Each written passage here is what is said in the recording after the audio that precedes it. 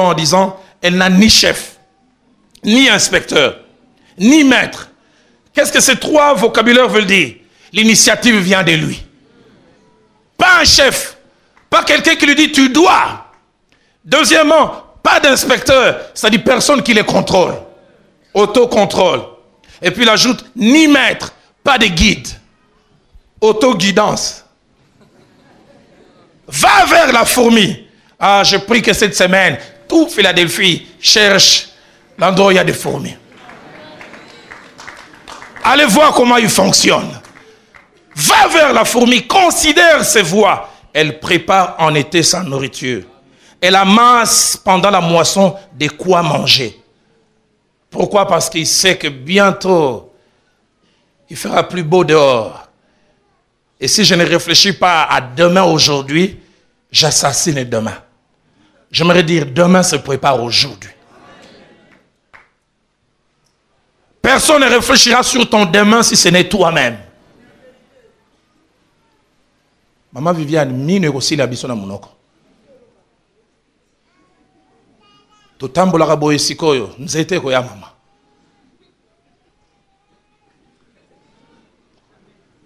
Surtout za mayele était. Satan a bongo sel biso adresse na biso chambre 8, homme de vieillard de Kitambo. Tu vas rosé le 31 décembre, tant que tu as badon. Ba pesi bino pina soko ba pesi miko papa bobo sana biso te. Nzamba zong c'est la bino.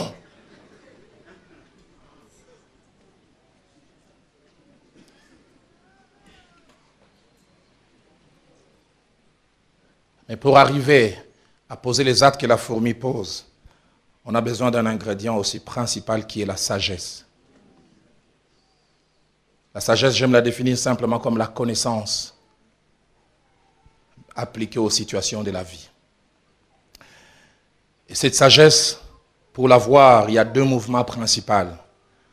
Le premier mouvement, c'est savoir et prendre conscience qu'on ne l'a pas. Pour l'avoir, il faut d'abord s'arrêter. Est-ce que je l'ai? Et si je l'ai, est-ce que je l'ai suffisamment? Et si soit on ne l'a pas suffisamment, alors le deuxième mouvement, c'est la demander à Dieu, qui peut la donner. Dans Jacques 1, verset 5, la Bible dit, c'est quelqu'un d'entre vous manque de sagesse, qui la demande à Dieu, qui donne à tous, simplement. Mais je termine avec cette petite parenthèse que Dieu m'a mis à cœur tout à l'heure quand je venais. Dans toutes mes notes, je ne l'ai pas prévu, mais c'est revenu tellement fort quand j'étais dans la petite pièce. Si jamais Dieu vous donne, et que pour une raison ou une autre, il décide que vous ne puissiez plus avoir, évitez un mal qui ronge les gens.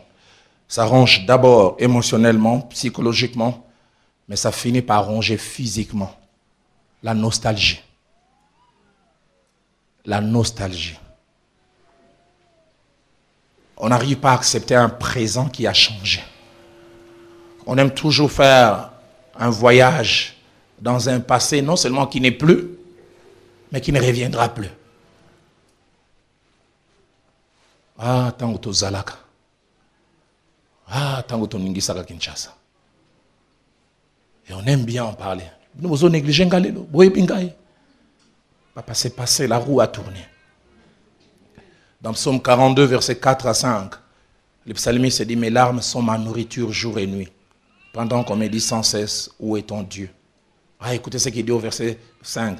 Je me rappelle avec effusion de cœur quand je marchais entouré de la foule et que je m'avançais à la tête vers la maison de l'Éternel au milieu des cris de joie et au milieu d'une multitude, en fait. Je me rappelle. Je me rappelle.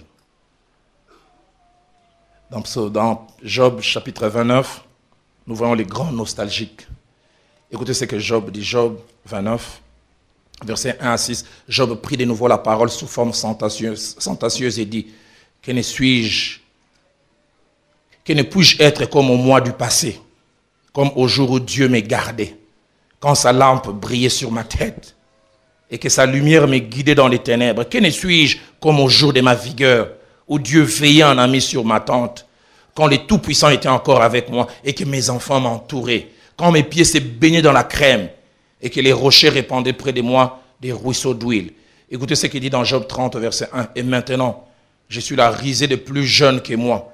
de ceux dont j'ai dédaigné de mettre le père parmi les chiens de mon troupeau. Waouh! Il sent que la roue a tourné. Au verset 9 et 10, il dit, et maintenant, je suis l'objet de leurs chansons. Je suis en but à leurs propos. Ils ont horreur de moi. Ils se détournent et me crachent au visage. Si Dieu permet que la roue puisse tourner, économisez-vous des tourments inutiles. Acceptez.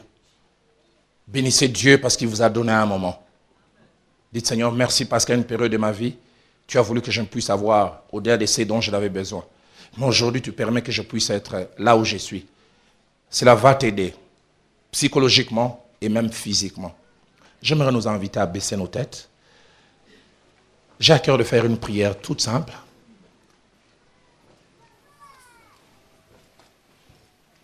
Seigneur, ce que je te demande ce matin, c'est qu'au-delà de mes mots, au-delà de mes propos, que toi tu amplifies ces messages dans les cœurs des hommes et des femmes.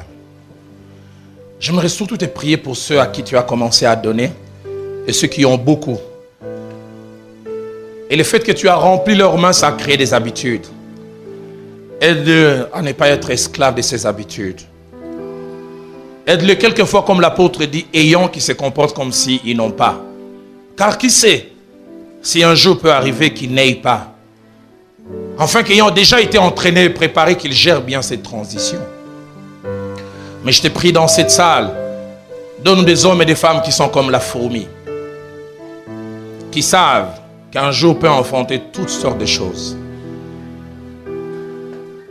Et qui doivent connaître et appliquer les secrets de l'épargne. Se priver de certaines choses dans leur aujourd'hui, afin de garantir leur demain. J'aimerais que nous puissions, alors que nous sommes assis, nous tenons la main dans la main, prier les uns pour les autres, par rapport à tout ce qui a été dit ces 3 dimanches.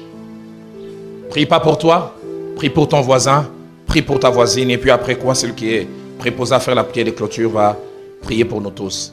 Élevons ensemble nos voix et prions.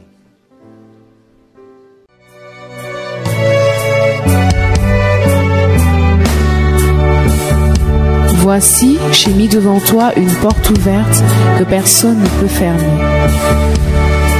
Voici, j'ai mis devant toi une porte ouverte que personne ne peut fermer.